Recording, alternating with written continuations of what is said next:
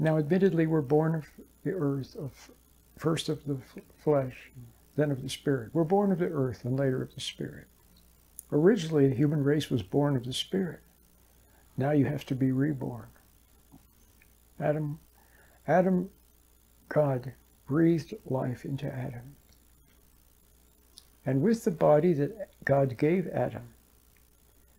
Adam would be able to see and to hear, to taste and to touch and to marvel at God's great universe.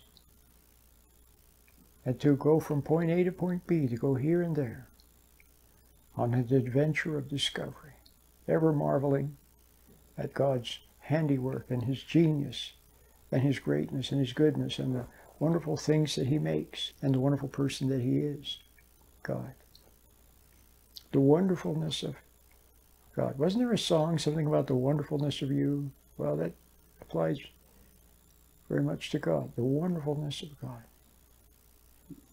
But Adam got cut off from God through disobedience, through doubt, through listening to some other source. He was cut off. Then what happened? He had to be. There was a transformation of his processes, of his energy producing. And like they say that, for example, that cancer has its own kind of metabolism, somehow based on the sugar. I don't know how it goes, but it's different metabolism.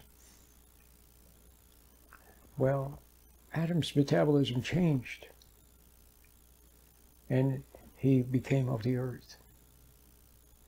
And all he was of the earth, but God said to Adam, he said, you know, someday, and to Eve, he said, someday someone will arise who will rescue people from this sorry state to which you have fallen.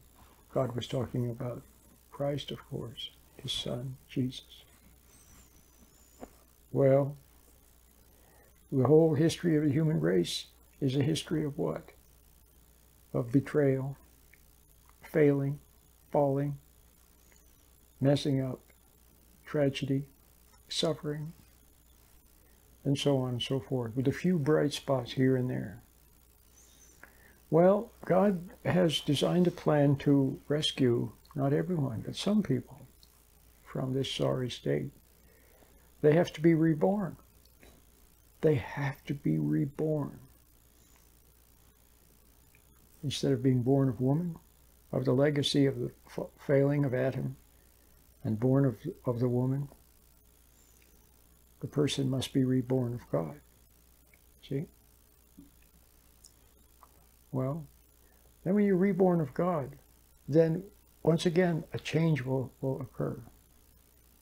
Some things right away, other things over time, sometimes lots of time, years, decades.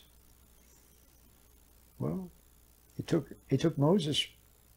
Moses was 40 years old when he went out to the desert. And then he was 80 years old when God could use him. So it took 80 years, 40 years at best, from when Moses first decided that he wanted to be with his people, and he left being in the Pharaoh's household and went to live with his people. Well, it took 40 years. During that time, he was undoubtedly growing. God was preparing him. So you have to be reborn. And then there has been a lot of time to change over to a new system, a whole new system, a whole nother system. Okay?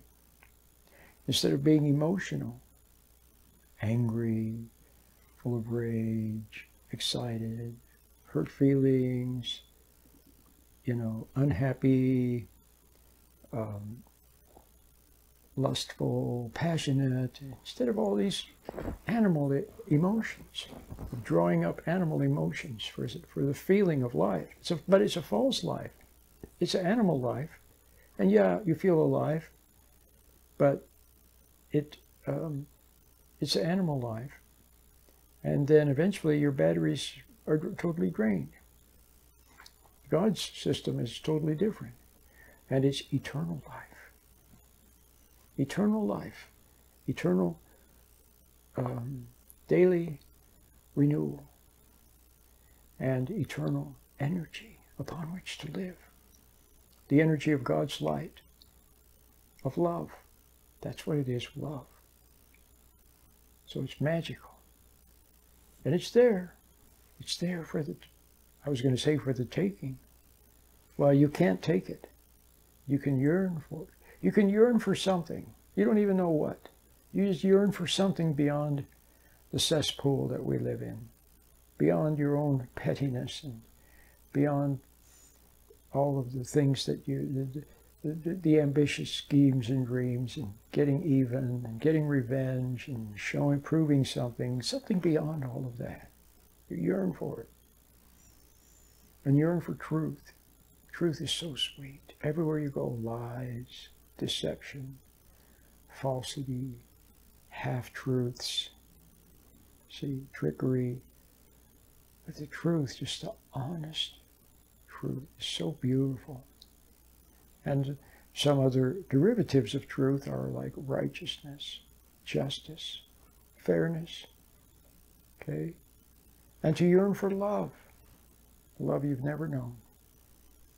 The love for people, what has it done for you? All it does is keep you the way you are. They love you the way you are, fallen. Their love fills an emptiness, but it's never satisfying. So you'll yearn for some kind of love. And you know that you need love. You need love for your partner, for your kids, for other people. You need patience for them, which you don't have. You don't have patience.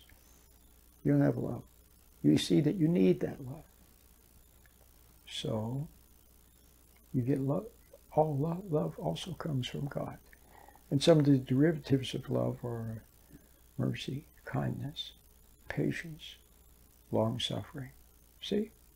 That's what the other people need. You men, your wives need to see that. Patient, enduring, agape love. Emotionless love. See? Your kids need that. Everyone needs it. You need it. So you need to refine your Creator. Well, how are you going to do that? Well, you can't study your way to God. See, if you try to study your way to God, try to get some degrees in religion or philosophy or theology or something, it'd take you in the opposite direction because the serpent has taken over education. Not that education is a bad thing, but remember, it was the serpent of knowledge, the knowledge of good and the knowledge of evil. All it does is puff you up. And then you live a life based upon words, manipulating of words. That's not the real thing. Okay? So how are you going to find God? Well, you find him by simply yearning for him, then he finds you. That's right. You yearn for him. It's like a little child, see, loses daddy's hand or mommy's hand. Maybe they're at the zoo or somewhere there, and the little child loses mommy's hand, and all of a sudden the child doesn't know where mommy is or daddy is. And the child cries out, "Mommy, Daddy." And mommy and daddy hear, don't they? And they come. See? Well, you don't even have to cry out, Daddy. You can simply yearn for God, and he knows. And he'll rescue you by giving you light. Now, there's something that facilitates, just a little simple thing, and down-to-earth thing, a little something that facilitates finding God. We said that study doesn't. See, emotions don't. Imagination doesn't. That's your problem now. You're lost in your imagination. Instead of living in reality, you're living in imagination. So visualization doesn't help. Positive thinking, just another lie. It's trying to give yourself. See, all you can do is yearn for it, and God gives it to you. See? So something facilitates it, and that is the simple meditation. Simple meditation, learning to sit still, become aware of the inside of your eyelids. See, look at the inside of your eyelids and see the little pixels of light, little patterns of light, little glow of light. That's all. Just see that. And what does that do? It takes you out of your imagination. Where do all the doubts, worries, fears, what if this, what if that, revenge thoughts, and thinking, why does she hate me, what is she trying to do to me, all those kinds of things, where they come from, the imagination. So wherever those thoughts originate through the imagination somehow, they're not your friend. They're more distractions, more pulling you into more emotions, more angers, more resentments, more desires. Just stand back from it. Don't try to struggle with it. Stand back from it by looking at the inside of your eyelids. Now you're in the present. See? Not in the imagination. The light, that delicate light on the inside of your eyelids, it cancels out the imagination. Now you're in the present. Then at the same time, become aware of your hand. Let's say your right hand. Okay? You can have it by your side, or you can have it in your lap. Okay? And by your side is good. Just become aware of it. Look at the inside of your eyelids, see the little pixels of light, little sparkles of light. And become aware of your hand, feel the blood flow into it. And just become aware of your hand, notice your hand, pay attention to your hand. Feel your hand while you're looking at the inside of your eyelids. Feel your hand, feel the blood flowing into it. And your hand becomes a little bit tingly, doesn't it? A little bit tingly as you pay attention to it. Notice that tingle. Feel the tingle while you're looking at the inside of your eyelids. That little feeling of tingly, it's like love coming from within, filling your hand. Okay? And you can extend it to both hands, to your feet. You just feel that warmth, kind of, it's like a warmth. It's like a fulfillment from within. It's like an infilling. It's just, and it begins with noticing your hands so that it tingles a little bit. Just notice your hand and look at the inside of your eyelids. See the little pixels of light. Now you're in the present moment. You're not lost in the imagination and you're not subject to the imagination. You're not subject to those doubts and fears and anxieties and wayward thoughts that come from the imagination. Now you're subject. Actually, if you want to know the truth, you're subject to God. So you sit there, but what's going to happen? Well, thoughts will rise up.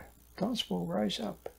Something to eat, something to do, something to reach for, something to listen to, something to buy, someone to text on your iPhone.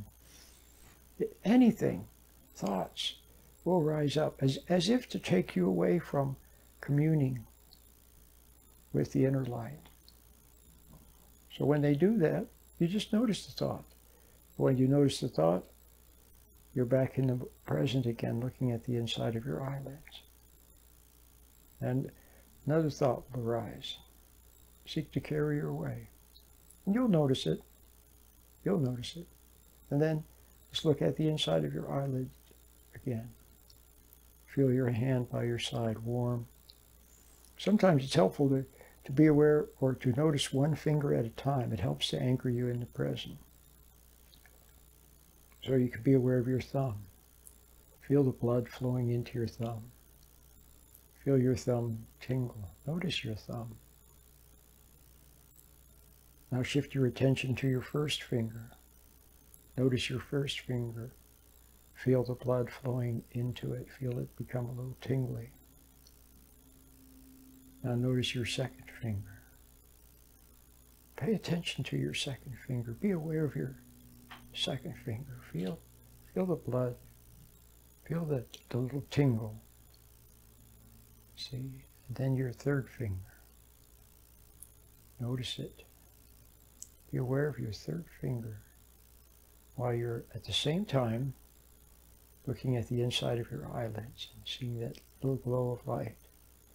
Now notice your fourth finger. Feel your fourth finger. Now notice your thumb again. See how that helps to anchor you in the present? So you see how simple that is? It's very beautiful. Well, that's the meditation. Do that every morning for 5 minutes or so, at noon and evening. And you can do it during the day, even for a minute or so, once in a while. Close your eyes and notice the inside of your eyelids. Just see the little pixels of light. See the light. Little patterns of light. Little glow of light. It's not completely black, is it? There's a little bit of light there, spiritual light, shining on the inside, from the inside. It's beautiful. You didn't know it was there. Maybe when you were a little kid you knew it was there. You closed your eyes and saw little patterns of light. But then, as time went by, you lost it because you started to get lost in the imagination all the time. Little kids have imagination. It's a natural thing for little children. But when you got older, you compulsively fell into the imagination to escape from reality. See? But you didn't know you were escaping from truth, from God's light. It gives life. It gives warmth. It gives insight. It gives you the power to be patient. The power to stand back from your thoughts. The power not to get angry and to resent other people. It gives you that power. It's from God. God gives you the power. You can't do anything of yourself. Beautiful. So that's what let's do, is practice that little meditation from now on. Okay? Every day. My name is Roland.